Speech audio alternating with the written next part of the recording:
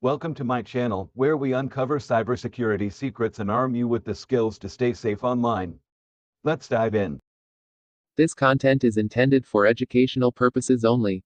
Unauthorized use of these techniques is illegal. Please act responsibly. Hacker reveals how he increased bank balances using SQLMap and other sophisticated tools. The world of banking is no stranger to digital threats. As more transactions, personal data, and critical financial processes move online, hackers have become increasingly sophisticated in their methods of breaching these systems. In the story we are about to explore, a hacker reveals the methods he used to manipulate banking systems and inflate account balances by exploiting vulnerabilities using powerful tools like SQLMap, Burp Suite, and Hydra. This blog will dive deep into the tools, techniques, and steps the hacker used to gain unauthorized access and manipulate bank account balances, all while evading detection. Before we proceed, it's critical to emphasize that hacking is illegal and unethical when done without permission.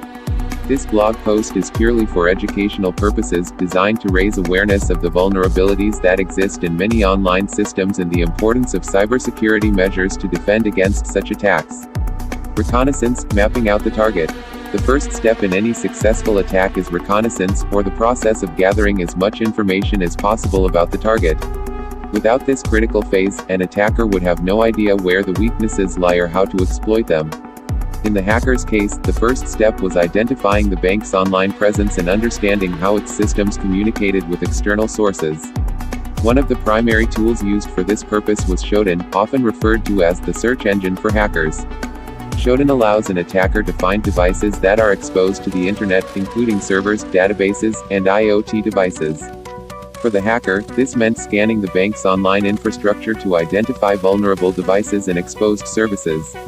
Shodan revealed misconfigured servers, outdated software versions, and publicly exposed endpoints that could be accessed remotely.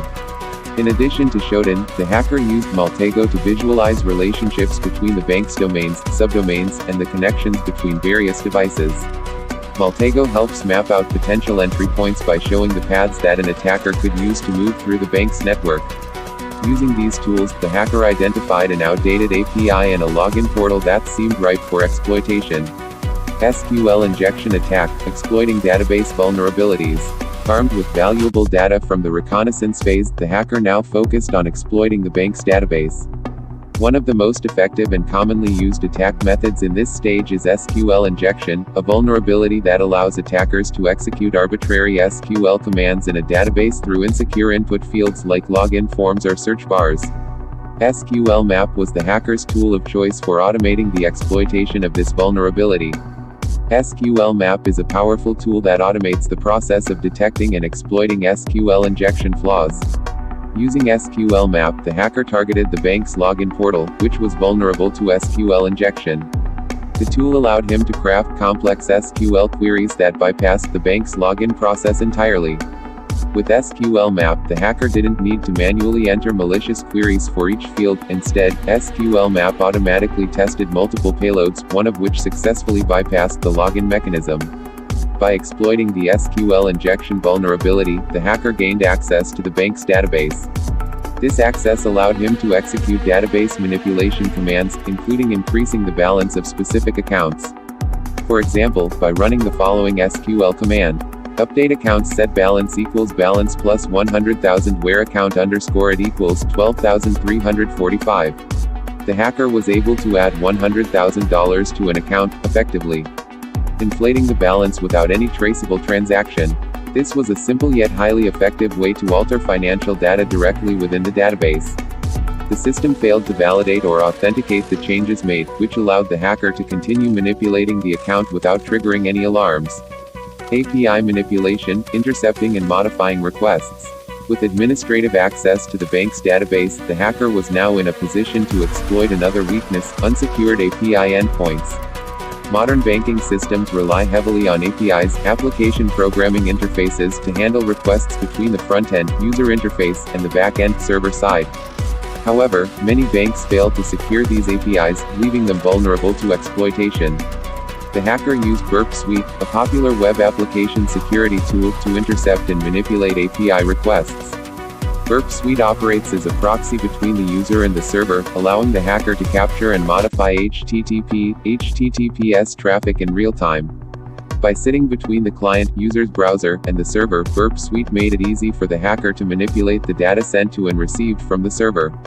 The hacker was able to intercept a transaction request, for example, a $10 deposit, and modify the payload to reflect a $10,000 deposit instead. Because the system failed to validate the changes properly, the backend server processed the altered request, adding the inflated amount to the target account. Burp Suite also allowed the hacker to bypass authentication in certain cases, making it easier to gain unauthorized access to financial functions that should have been off-limits. Brute forcing admin access. As the hacker continued to explore vulnerabilities, he found an admin login portal that had weak password protection. The bank's reliance on simple, easily guessable passwords for admin accounts created an opportunity. The hacker used Hydra, a tool specifically designed for brute forcing login credentials, to gain access to the admin portal. Hydra is a password cracking tool that can attempt hundreds or thousands of login combinations in a matter of seconds. Using a pre-built dictionary of common passwords, the hacker initiated a brute force attack against the admin login page. The tool quickly iterated through combinations, eventually guessing the correct password. Once inside, the hacker had full administrative control over the system and could manipulate account balances, alter transaction logs, and disable security features such as fraud detection. Maintaining access and covering tracks. After successfully inflating bank balances and manipulating data, the hacker knew he needed to cover his tracks to avoid detection. To maintain access to the compromised system, he planted backdoors using Metasploit, a powerful penetration testing framework. These backdoors allowed the hacker to reconnect to the system at any time, even if some vulnerabilities were patched.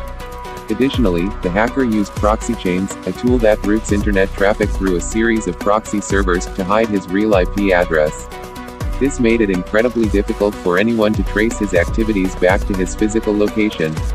By using a network of proxies, the hacker ensured that his actions appeared to come from different geographical locations, further masking his identity. To completely erase traces of the attack, the hacker used BleachBit, a tool that deletes temporary files, clears logs, and wipes digital footprints.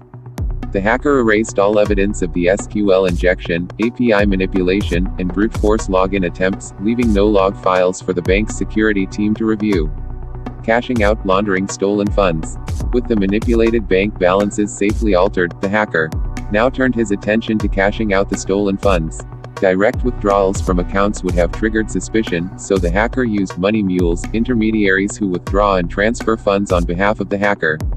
These mules were tasked with withdrawing smaller amounts over time and sending the funds to various locations.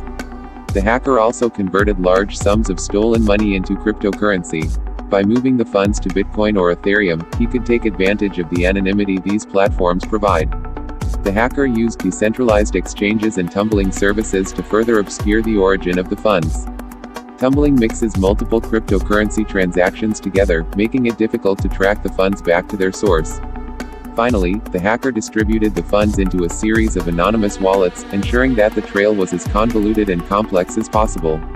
By doing so, he was able to launder the money and avoid detection from financial authorities.